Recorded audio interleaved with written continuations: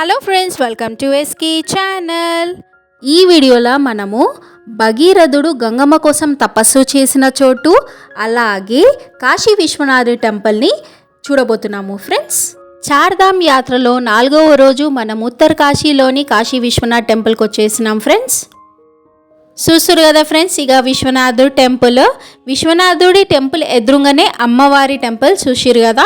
ఇప్పుడు ఈ 2 టెంపుల్స్ లోపలికి వెళ్ళి అమ్మవారిని అయ్యవారిని ఇద్దరిని దర్శనం చేసుకుందాము.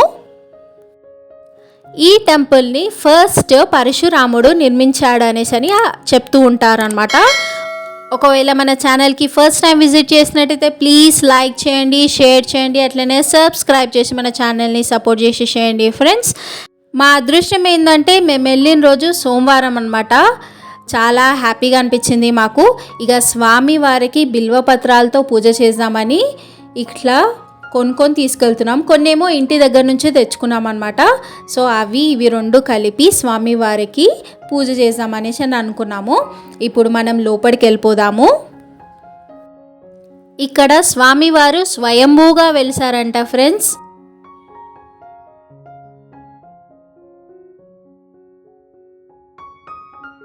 ఉత్తర కాశీలో ఉన్న కాశీ విశ్వనాథుడిని దర్శనం చేసుకోండి ఫ్రెండ్స్.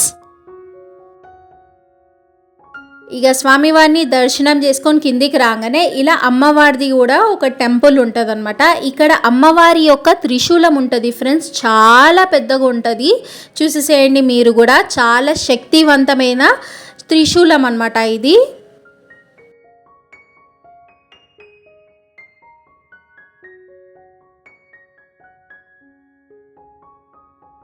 ఇక ఇక్కడ దర్శనం చేసుకొని కొంచెం ముందుకు వెళ్ళంగానే టెంపుల్ లోపల కొన్ని శివలింగాలు ఉన్నాయి, అవి కూడా చూపిస్తా ఫ్రెండ్స్, చూసేయండి. ఫస్ట్ ఇక్కడ శనీశ్వరుడిని అట్లనే హనుమంతుడిని ఇద్దరిని దర్శనం చేసుకుందాము. ఇక్కడ చూసిరు కదా శివలింగాలని చెప్పాను కదా, ఈ 2 శివలింగాలే ఫ్రెండ్స్, దర్శనం చేసుకోండి. 4వ రోజు ఇలా కాశీ విశ్వనాథుడిని దర్శనం చేసుకున్నాము. చార్ధామ్ యాత్రలో 5వ రోజు మేము గంగోత్రికి వెళ్తున్నాం ఫ్రెండ్స్. ఇక చూసిరు కదా, ఇక మేము వచ్చేసినాము గంగోత్రికి. ఇక లోపలికి వెళ్ళిపోదాము. చుట్టుపక్కలంతా కొండలు, లోయలు, చాలా బాగుందన్నమాట. చార్ధామ్ యాత్రలో డే 1, డే 2, డే 3 ఎక్కడికి వెళ్ళామో చూడాలనుకుంటే ఈ వీడియో కింద డిస్క్రిప్షన్ బాక్స్లో ఆ లింక్స్ అన్నీ పెడతాను, చూడండి ఫ్రెండ్స్. గంగమ్మ భూమి మీద ఫస్ట్ అడుగు పెట్టిన చోటు ఇదే ఫ్రెండ్స్, అందుకే చాలా పవిత్రమైన చోటు ఇది. ఇక మనం గంగమ్మ దగ్గరకు వచ్చేసిన ఫ్రెండ్స్, చూసేయండి. గంగమ్మ చాలా ఫోర్స్ఫుల్గా పోతుంది. యమునమ్మ దగ్గర ఎంతైతే చల్లగా ఉందో ఇక్కడ కూడా గంగమ్మ నీళ్ళు చాలా చల్లగా ఉన్నాయన్నమాట. ఇప్పుడు గంగమ్మలో మునిగి స్నానం చేసి తర్వాత మేము పూజ చేసిన తర్వాత మేము టెంపుల్కి వెళ్తాము. గంగమ్మకు బ్లౌజ్ పీస్, పసుపు, కుంకుమ, అక్షంతలు, హరహర గంగే అని నేను ఇట్లా సమర్పించేసిన అనమాట. గంగా నదిలో స్నానం పూజ అయిపోయిన తర్వాత ఇక గంగమ్మ టెంపుల్కి వచ్చేసినాము. లోపలికి వెళ్ళి అమ్మవారిని దర్శనం చేసుకుందాము. చాలా రష్ ఉండే మేము వెళ్ళిన రోజు.